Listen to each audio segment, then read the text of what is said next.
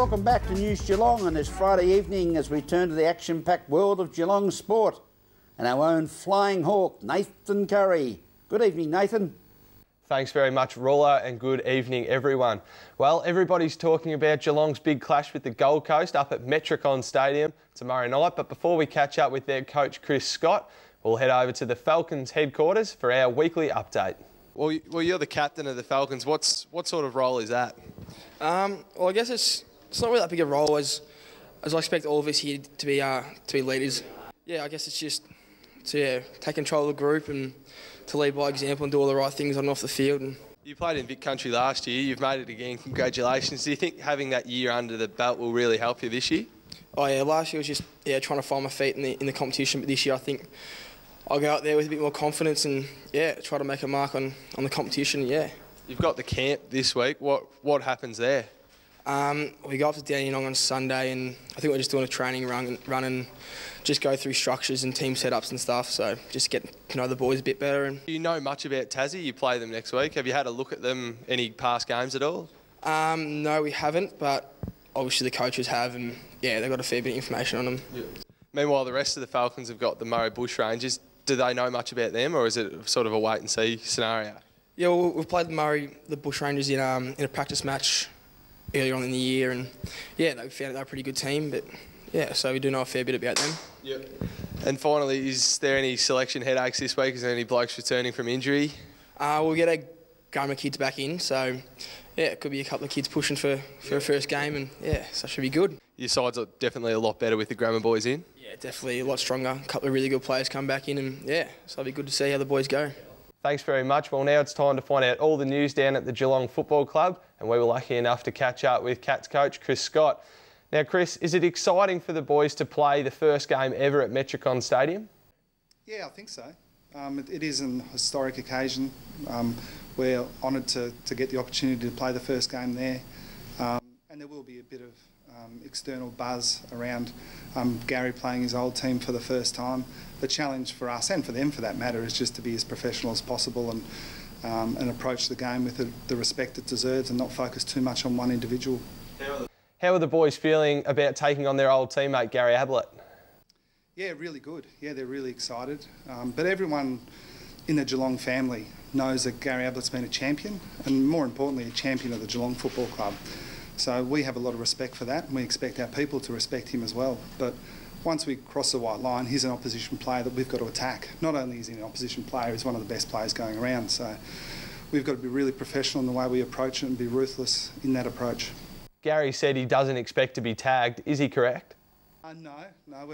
When there are opposition players the quality of Gary, we may not tag them necessarily with it, but we'll certainly pay him a lot of respect. Yeah, we can't let him do what he likes, that's for sure. Do your players have an insight in how to stop him? Oh, they know him better than I do. There's no question of that. Sometimes that's a bit of a problem though, because they know how good he can be, and it can be a bit intimidating. But we've got a really competitive group, and we've got a few players in particular within our group that would like the opportunity to play on him and beat him. But that's easier said than done. What's been the key in replacing Gary? I guess the key is not to try to replace the individual. We needed to get a bigger contribution through the midfield, in my view. I think we've gone some way to doing that, but you can't replace an individual of that quality. So the collective's got to fill the gap. Do the boys have any say in how Geelong goes about playing their game? Not because of one individual, no. The changes we've made have been more as a result of the way the game's evolved. Oh, definitely, but we turn to our players every week. They have a big part, or they form a big part of the way we operate week to week, and they'll have some input into the way we play this week. The fact that they know one of the opposition's best player intimately is a resource that we should use. Finally, Chris, has any of the boys put their hands up to take on Gary? In their own special way, a few of them have, yeah. But they'll be involved in that decision-making process. But Gary's on the right track in that we won't ask one player to play on him the whole game. Thanks very much, Chris. Good luck to you and your boys on the weekend. Well, that's it for me. I'll be back on Wednesday night. But until then, it's back to you, Rollo. Thank you, Nathan. Good luck to your Hawks, and of course, the unbeaten top of the table Geelong Cats this weekend. There is a team playing Carlton too, isn't there? And now for the latest Geelong weather information for the next 6 days. It's a very good evening to our own sparkling Lani Salathiel.